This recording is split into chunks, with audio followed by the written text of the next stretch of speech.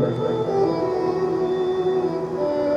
ભગવાનની આપણા ઉપર અનન્ય કૃપા પ્રાપ્ત થઈ છે. પરમાત્માની જ્યારે જ્યારે કૃપા આપણા ઉપર પ્રાપ્ત થાય ત્યારે જ આપણને એક આવો અવસર પ્રાપ્ત થાય. જ્યાં સુધી હરિની કૃપા ન થાય ત્યાં સુધી કશું થઈ શકતું નથી. બિન હરિ કૃપા મિલે નહીં સંતા. હરિની કૃપા વગર એક આવું સત્કર્મ થઈ શકતું નથી. એની આપણા ઉપર અનન્ય કૃપા પ્રાપ્ત થઈ છે. અને આપણી આ કથાના મુખ્ય મનોરથી જે છે એ સ્વર્ગસ્થ ઈશ્વરભાઈ ચંદીદાસ પટેલ, સ્વર્ગસ્થ દહીબેન ઈશ્વરભાઈ પટેલ, સ્વર્ગસ્થ હિંમતલાલ ઈશ્વરલાલ પટેલ,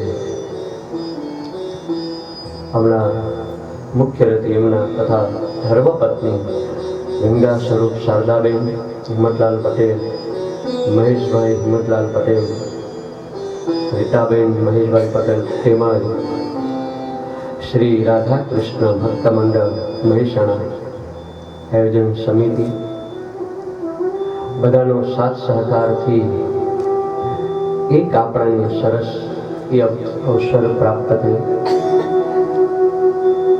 ગઈકાલે આપણે જોયું જ્યારે જ્યારે બુદ્ધિ વિચલિત બની ત્યારે આપણું કર્મ પણ વિચલિત બન્યું. કારણ કે જ્યારે બુદ્ધિ શુદ્ધ હોય તો બધું જ આપણું કાર્ય એ શુદ્ધ બને. પણ બુદ્ધિ જ્યારે અવળી માર્ગે જાય ત્યારે બધી જ આ ઇન્દ્રિયો એ અવળી માર્ગે જવાની જ છે.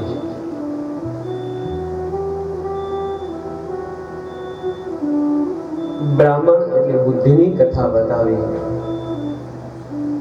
એટલે ગઈકાલે પણ કહ્યું હતું કે બ્રાહ્મણ જ્યારે સત્કર્મ કરે ત્યારે બીજા બધા જ પણ એ સત્કર્મ કરે.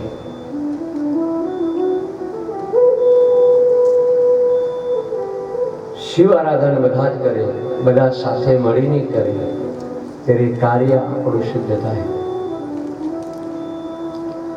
અને આ શિવ પુરાણની અંદર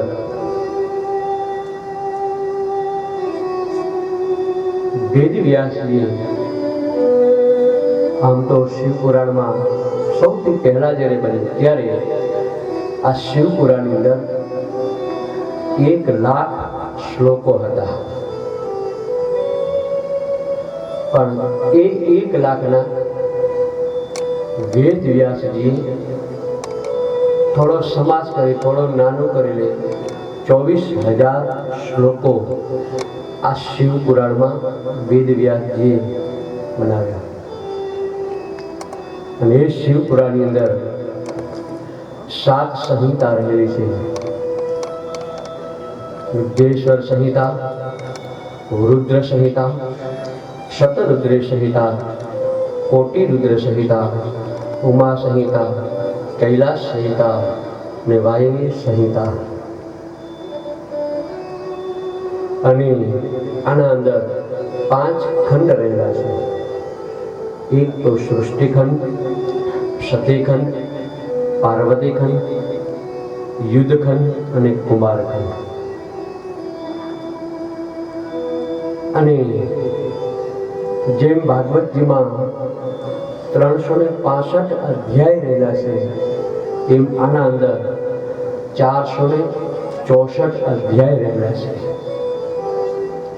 આ 464 અધ્યાયનું આ શિવ પુરાણ છે.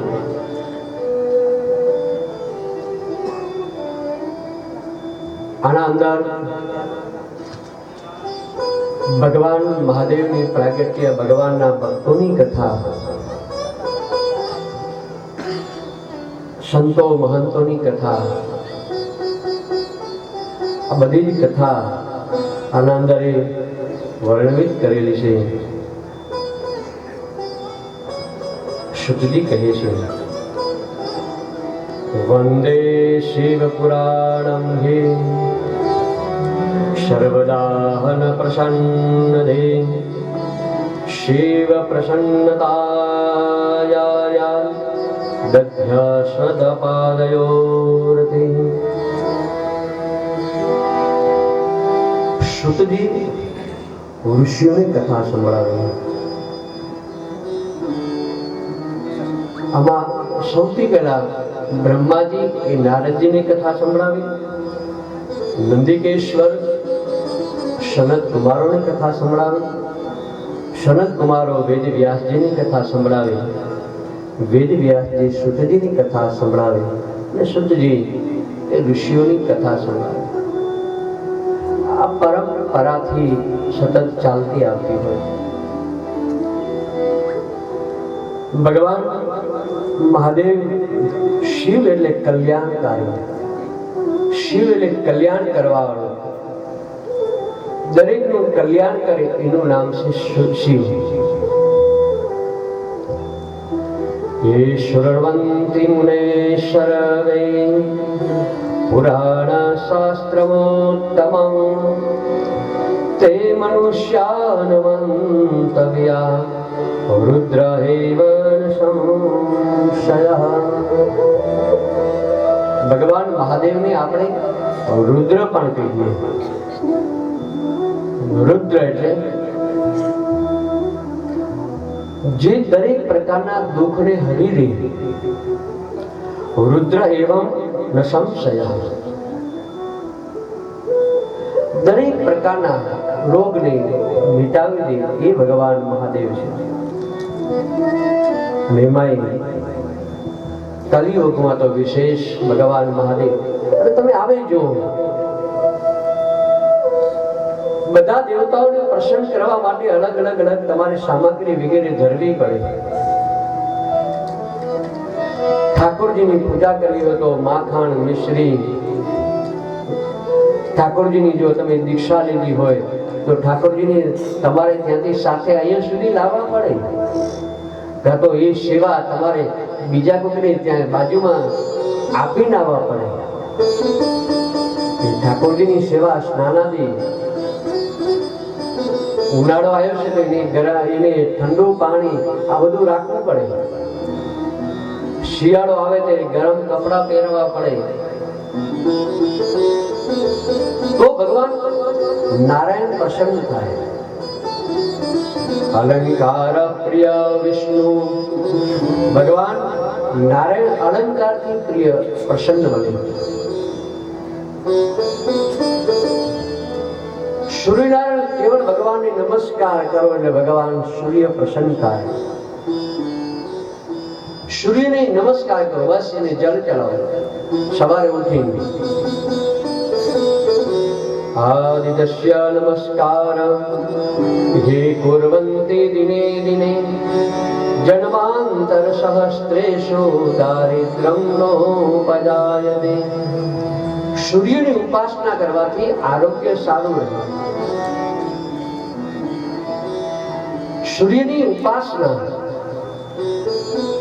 કરવાથી આપણો આત્મબળ મજબૂત બને. એટલે આપણે પરંપરા મુજબ સવારે ઉઠીને સૂર્ય સ્નાન કરવું જોઈએ, સૂર્યને જળ ચડાવવું જોઈએ. અને જે ડોક્ટર છે, એન્જિન, આ બધાને ખબર છે સૂર્યનું તેજ તમને પ્રાપ્ત થાય તો વિટામિન ડી મળે. સૂર્યની ઉપાસનાથી વિટામિન ડી મળે. અને વિટામિન ડી જો તમને મળે તો તમે ક્યારેય માંદા ન પડો. આપણે સૂર્યથી ભાગવા માંગીએ છીએ.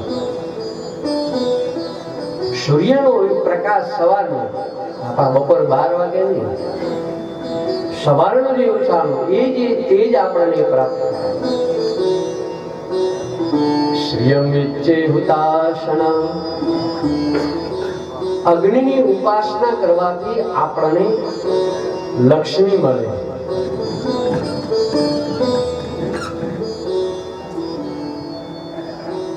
માં ભગવતીને તમે જગદંબા કરીને પ્રસન્ન થાય તો કઈ નૃત્ય કરો એટલે ભગવાન માં ભગવતી પ્રસન્ન બને. એટલે માં ભગવતીના નૃત્ય એટલે માતાજીના વિશે તમે જો ગરબા શું હોય? માતાજીના ગરબા. ગરબાનો અર્થ શું થાય? ગ એટલે ગાવું, ર એટલે રમવું, કોની આગળ? બા એટલે માની આગળ. માં તો પ્રસન્ન બને. તમે નવચંડી વગેરે યજ્ઞ કરો તો છેલ્લે માં ભગવતીની રાજોપચાર પૂજા હોય, એમાં નૃત્ય આવે. ફરજિયાત નૃત્ય કરવું પડે ત્યારે માં ભગવતી એ પ્રસન્ન બને. પણ ભગવાન ભોળાનાથ એક જળનો લોટો ચડાવો એટલે ભગવાન મહાદેવ પ્રસન્ન બની ગયા.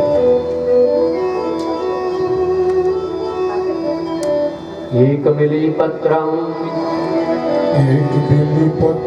એક પુષ્પમ એક લોટા દયાલુ રીત કર દે ચંદ્રમૌલી પદતા. ભગવાન મહાદેવને તમે એક જળનો લોટો ચડાવો, બિલીપત્ર ચડાવો, ભગવાન પ્રસન્ન બને. બીજા બધા ભગવાન ખૂબ તમારી પરીક્ષાઓ કરે, પણ મહાદેવ બહુ પરીક્ષા ન કરે. તમે ઘણું બધું તપ કરો ત્યારે બધા દેવતાઓ પ્રસન્ન બને. એટલું બધું તપ હજારો વર્ષો સુધી જયારે તપ કરો ત્યારે બધા દેવતાઓ બ્રહ્મા, વિષ્ણુ, ઇન્દ્ર આ બધા ત્યારે પ્રસન્ન બને.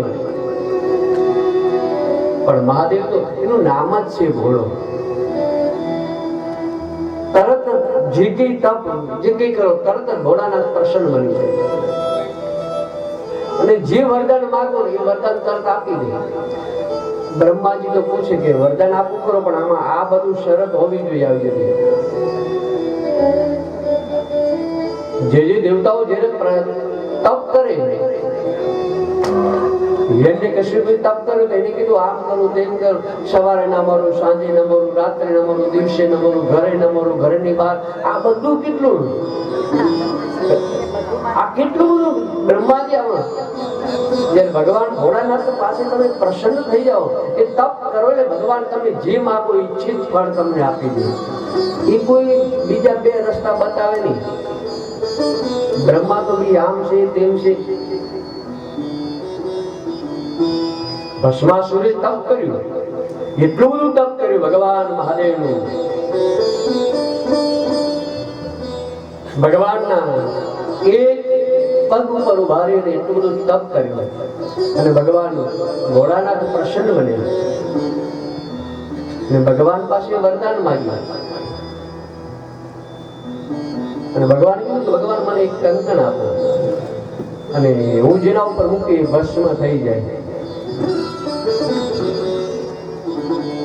ભગવાને આપી દીધું અને એ વરદાન આપ્યું ને કંકણ આપ્યું એટલે ઓલા રાક્ષસ ને એમ થયું કે હાચું છે ખોટું છે, પરીક્ષા તો કરું. હવે એટલામાં બીજું કોઈ નહીં, પરીક્ષા ક્યાં કરવી? ત્યાં કોને જોડે શું કરે? હાચું અને આ તો ક્યારે અદ્રશ્ય ક્યારે જતા રહે પાછું ફરીથી. આ તો દેવતાઓ છે, કદાચ ક્યારે શું થાય, શું ફરી જાય, ક્યારે શું થાય ખબર નથી. એટલે એ જે કંકણ હતું એ ભગવાન મહાદેવ ઉપર જ મૂકવા લાગ્યા. મહાદેવ થયું લે મેરા બનાયા માનવી મુજકો બનાવ્યો. મારો બનાવો માનવી પાછો મને જ બનાવે મારા ઉપર. ભગવાન એમ એટલે ભગવાન ક્યાંથી દોડ્યા છે, નીકળી ગયા. પરીક્ષા બધા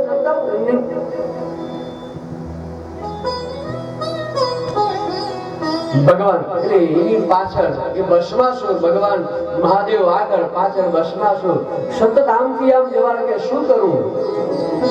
અને એ જ વખતે ભગવાન નારાયણની પ્રાર્થના કરે, શાંતાકારં ભોજગ શરણં પદ્મનાભં સુરેશં વિશ્વનાથં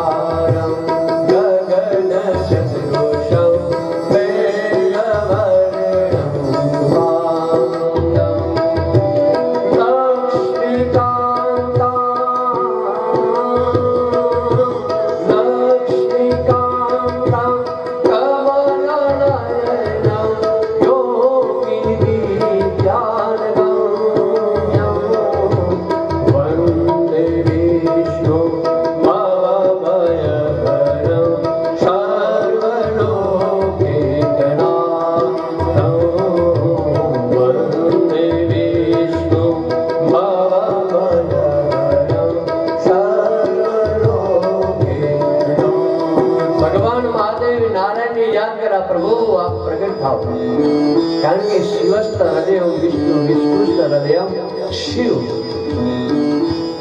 ભગવાન નારાયણ આપ હવે આમાંથી કઈક રસ્તો તમે બતાવો, કારણ કે હવે આજ તમે જ રસ્તો બતાવો, તમે શોધીશો તમારા સિવાય. અને એ જ વખતે નારાયણે ભગવાન મહાદેવ પાસે આવ્યો. મહાદેવ બોલો. ભગવાને કહ્યું કે આ ભસ્માસુર એટલે શું થયું, એટલે ભગવાને બધી કથા કહી કે આવો. ભગવાન નારાયણ કે આમ નામ તમે ભોળા જ રહી ગયા. એટલા બધા બેનો એમ જ કે અમારા ઘરવાળા તો હાવ ભોળા, હાવ ભોળા. તો ભગવાને કીધું કે તમે આમ નામ ભોળા, તમે આમ. મહાદેવ કહે મેં એ રાક્ષસને મારી ભક્તને મેં તો ખાલી માચીસ આપી હતી, મને એમ કે દીવો પ્રગટાવશે, મને ક્યાં ખબર હતી એ તો હળગાવશે. ભગવાનને કહે પ્રભુ આપ હવે બચાવો ને. એ જ વખતે ભગવાન મહાદેવ પણ એ વખતે ભગવાન નારાયણ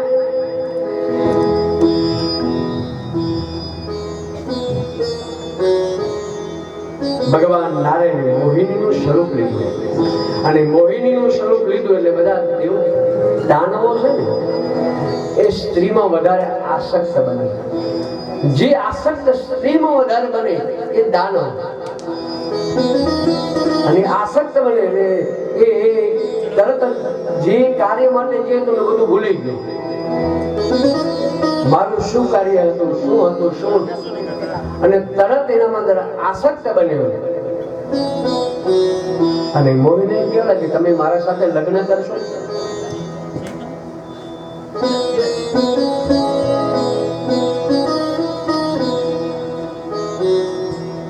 દેવી ભાગવતમાં એવી કથા, જ્યારે શુંભણી નિશુંભે માં ભગવતી જગદંબાને જોયું ત્યારે શુંભણી નિશુંભે કીધું યોમામ જયતિ સંગ્રામી યોમિદન. હે દેવી, આ જગતમાં મારાથી મોટો કોઈ નથી, આ જગતમાં હું જ છું, તમે મારી સાથે લગ્ન કરો. આસક્ત જ્યારે બન્યા એટલે ભગવાને મોહિનીના સ્વરૂપ એક કામ કરો, હું તારા સાથે લગ્ન કરું પણ તું મારા સાથે નૃત્ય કરે તો હું જેમ નૃત્ય કરું એમ તારે નૃત્ય કરવાનું. કારણ કે ભગવાન નારાયણ તો છે ને, કારણ કે એને બધી લીલાઓ આવડે. નારાયણ જે પ્રભુ એને બધી જ લીલાઓ, એને શું કરવું કે એને ક્યાં. મહાભારતમાં જેને જેવા કપટ જેવું કર્યું ને એ જ પ્રમાણે એને માર્યા. જેવા જેવા સ્વરૂપ યથા મામ પ્રપદ્યન્તે તામ તથૈવ ભજામ્યહમ. એટલે મોહિનીના સ્વરૂપમાં રહેલા ભગવાને નૃત્ય કરે. નૃત્ય કરીને ભગવાન આમ હાથ કરે, આમ હાથ કરે, આમ હાથ કરે, આમ હાથ કરે. આમ કરતા કરતા પોતાનો હાથ જમણો હાથ માથા ઉપર મૂક્યો અને એ જ ભસ્માસુરે કંકણ સાથે આમ માથા ઉપર મૂક્યો અને ભગવાને કહ્યું કે ભસ્મ. भस्मासुर को बोले काम कर दिया, बोले उन्हें तेरा पीछा किया.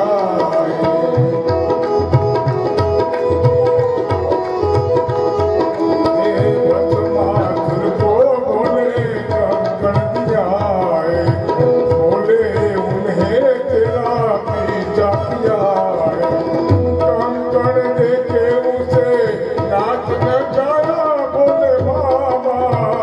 कंकड़ देके उसे नाच न गाया, बोले मामा.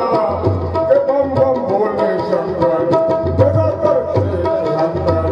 के बम बम बोले शंकर, बम बम बोले शंकर. राज सुधारे बोले जग जग के बोले रखवाले, रखवाले, रखवाले. बम बम बोले शंकर. गले में लाग गले में लाग के डम डम डमरू बाजे, बोले मामा. અને જ ભગવાન ભોળાનાથ ભક્તોને વરદાન આપવાવાળા એ ભગવાન ભોળાનાથ છે. એવા ભગવાન મહાદેવનું આપણે ચરિત્ર શ્રવણ કરી રહ્યા છીએ. દરેકને ભક્તને તરત જ વરદાન આપી દે. અને એ કથા શ્રવણ માટે, દરેક કથા શ્રવણ માટે શ્રોતા અને વક્તાના બધાને નિયમો બતાવ્યા. નિયમો કેવા હોવા જોઈએ?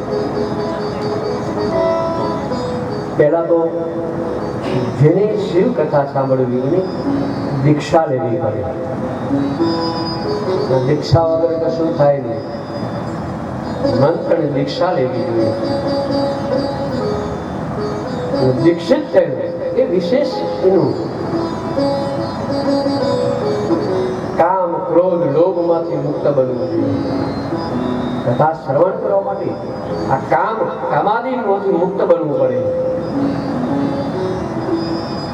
અને એમાંથી જ્યારે મુક્ત બનો ત્યારે તમે કથાએ શ્રવણ કરી શકો. સકળ લોકમાં સૌને વંદે, નિંદા ન કરે કોઈની રે, વૈષ્ણવ જન તો તેને કહીએ પીડ પરાઈ જાણે. કારણ કે બધા કથા શ્રવણ કરવા માટે આ બધામાંથી ભક્તોના 19 લક્ષણો બતાવ્યા. 19 લક્ષણો એ ભક્તના બતાવે છે. ભક્ત કેવા હોવો જોઈએ, શ્રોતા કેવા હોવો જોઈએ, અને સાથે સાથે વક્તાના પણ લક્ષણ બતાવ્યા.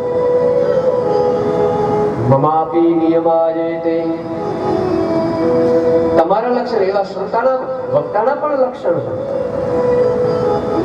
વ્રત જપ તપ સ્વાધ્યાય કટોદયા દમ દાન વિધિષ્ઠાનામ. શ્રોતાનો એ વ્રત કરવા વાળા હોવો જોઈએ, એ તપ કરવા વાળા હોવો જોઈએ, સ્વાધ્યાય કરવા વાળા હોવો જોઈએ, દયા, દાન આપવું ને દાન લેવું આ શ્રોતાને વક્તાના બેયના નિયમો છે.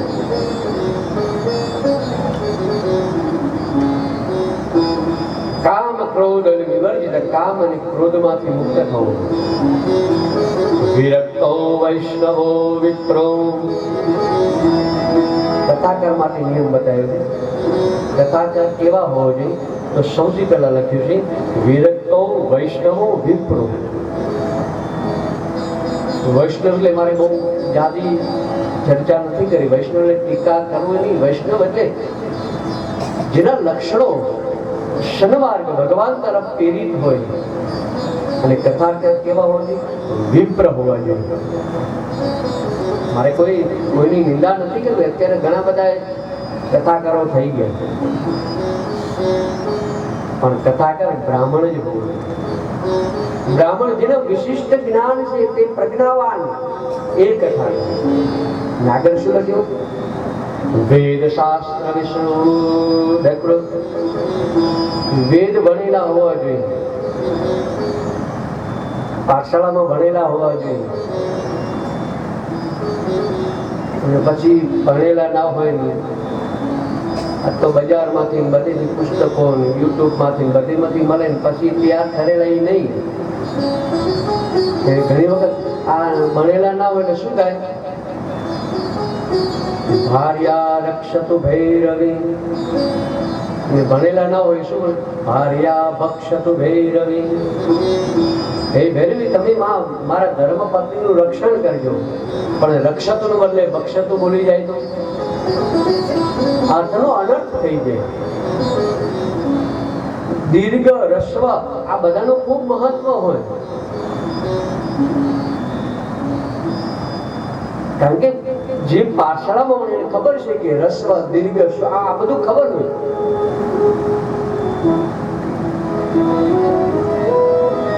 શાસ્ત્ર જે ભણેલા છે, અધ્યયન જેને કરેલું છે,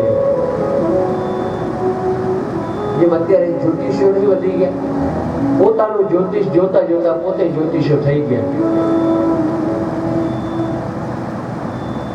એના માટે અભ્યાસ કરવાનો.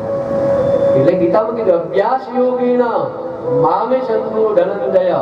અભ્યાસ કરવો જોઈએ. તો પાછળ ગુરુ પાસે ભણવું જોઈએ, ગુરુ પાસે દીક્ષા લેવી જોઈએ. અને ગુરુ પાસે દીક્ષા લઈ ત્યારે, કારણ કે આપણું શાસ્ત્ર જાણે જ છે ને, આમાં આપણે બધા મારા ખ્યાલ મુજબ 90% તો બધા દીક્ષિત જ છે, બધાએ ગુરુ બનાવ્યા છે. બનાવ્યા છે ને? કેટલાય બનાવ્યા ગુરુ? ગુરુ હોવા જ જોઈએ. પાનબાઈ એમ કહે કે નુગરાનો સંગ ન કરીએ પાનબાઈ, ગુરુ ન બને એને નુગરા કહેવાય. કદાચ ગુરુ તમે નથી બનાવ્યા, વાગણ્યું વાર લાગે, પણ એવા ગુરુ બનાવો કે એ ગુરુ પર તમને પૂર્ણ વિશ્વાસ હોય. તમને ક્યાંય નથી ગુરુ, તમારા માતાને ગુરુ બનાવો, તમારા પિતાને ગુરુ બનાવો. શિવાય ગુરુવે નમઃ, ભગવાન મહાદેવને ગુરુ બનાવો. અરે એ પણ નથી, કૃષ્ણમ વંદે જગત ગુરુ, કૃષ્ણને ગુરુ બનાવો. અને એ પણ નથી. અને શાસ્ત્રે ગુરુ વગર બધું જ્ઞાન અધૂરું છે. ગુરુ કૃપા હી કેવલમ, ગુરુની કૃપા થાય ત્યારે તમે સત્કર્મ વગેરે કરી શકો. એટલે દીક્ષા લેવી જોઈએ, એટલે કંઠી ધારણ કરવી જોઈએ. ડોંગરજી મહારાજ કહેતા કે મ્યુનિસિપાલિટીના ડબ્બા આવે, એ ડબ્બા આવે ને જેટલા રખડતા કૂતરા હોય ને બધાને પકડીને લઈ જાય, પણ જેના ગળામાં પટ્ટો બાંધેલો હોય ને એને મ્યુનિસિપાલિટી વાળા ન લઈ જાય. કેમ? એમને ખબર છે આ બીજા કોઈ માલિક નો છે. બસ એમ જેને કંઠી ધારણ કરેલી છે એને યમુના દૂતો પણ લઈ જતા નથી.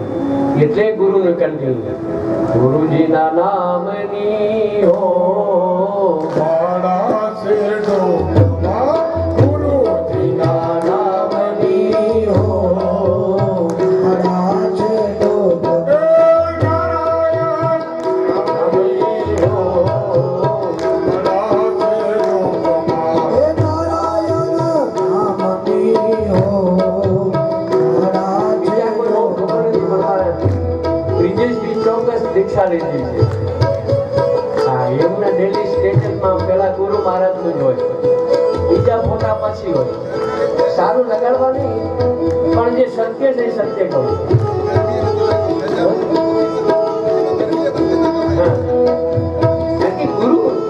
ગુરુ વગર ક્યાંય, ગુરુ કૃપા હી કેવલમ. ગુરુએ દીક્ષા આપી ત્યારે એવા તરફ પ્રેરિત થઈ.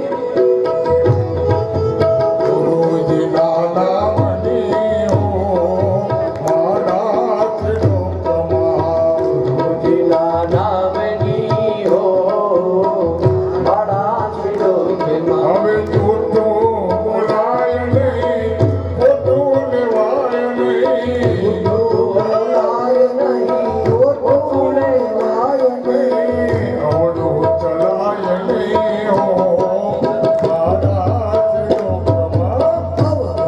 ચલાય નહીં હો મારા શિરોમાં. ગુરુજીના નામની હો મારા શેઠોમાં. ગુરુજીના નામની હો મારા શિરોમાં. જય હો. ગુરુની કૃપા આપણા ઉપર થાય ને એટલે આપણે ત્યાં સ્વયં પરમાત્મા આપણે ત્યાં આવે. એટલા માટે ગુરુ માટે કેવું નથી કે તમારે આ વસ્ત્ર પહેરેલા હોય, આવા વસ્ત્ર પહેરેલા હોય. મીરાબાઈ તો રોહિદાસ ચમારને પણ ગુરુ બનાવ્યા.